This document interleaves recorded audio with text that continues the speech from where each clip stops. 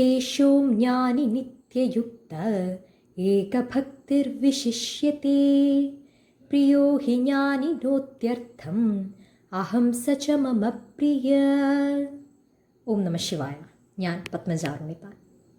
വേദജ്ഞാനത്തിൻ്റെ സത്തായ ശ്രീമദ് ഭഗവത്ഗീത ജീവിതത്തിലുണ്ടാകുന്ന സങ്കീർണതകൾക്ക് പരിഹാരം നൽകുകയും ജീവിതപാതയിൽ എങ്ങനെ സഞ്ചരിക്കാം എന്ന് നമ്മെ പഠിപ്പിക്കുകയും ചെയ്യുന്ന ഉത്തമ വഴികാട്ടിയാണ്. 7-ാം അധ്യായത്തിലെ 17-ാം ശ്ലോകം ചൊല്ലി വ്യാഖ്യാനിച്ചതിലൂടെ ഞാൻ പത്തനംതിട്ട അമൃത വിദ്യാലയത്തിലെ ഗീതാ ചലഞ്ചിൽ പങ്കുചേരുന്നു.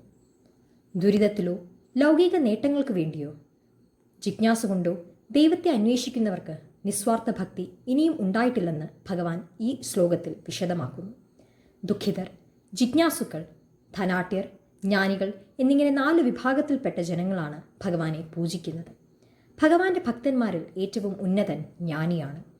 നമ്മളെപ്പോലെയുള്ള സാധാരണ മനുഷ്യരെല്ലാം സമ്പത്ത്, കുടുംബം, മഹിമ എന്നിവയിലൊക്കെ താല്പര്യപ്പെടുമ്പോൾ ജ്ഞാനിയായ ഭക്തൻ ഇവയോടൊന്നും ആകർഷണമില്ലാതെ ഭഗവാനിൽ മാത്രം സമർപ്പിതനായി ജീവിക്കുന്നവനാണ്.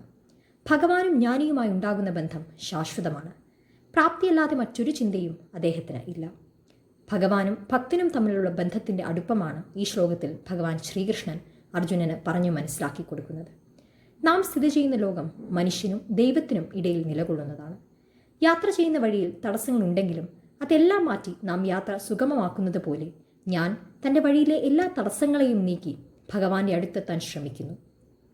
അപ്പോൾ ലോകത്തിൻ്റെ സന്തോഷം താൽക്കാലികമാണെന്നും ദൈവമാണ് ശാശ്വതമായ ആനന്ദത്തിൻ്റെ ഉറവിടം എന്നും മനസ്സിലാക്കാൻ സാധിക്കും.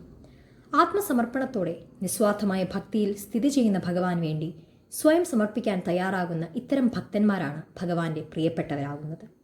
സമാധാനത്തോടെയും സംതൃപ്തമായ മാനസികാവസ്ഥയോടെ ജീവിക്കുന്നതിലൂടെയും ഓരോ വ്യക്തിക്കും ഭക്തിപരമായ ജീവിതം പരിശീലിക്കാൻ കഴിയുമെന്ന് ഈ ശ്ലോകം നമ്മെ പഠിപ്പിക്കുന്നു. ഓം നമഃ ശിവായ.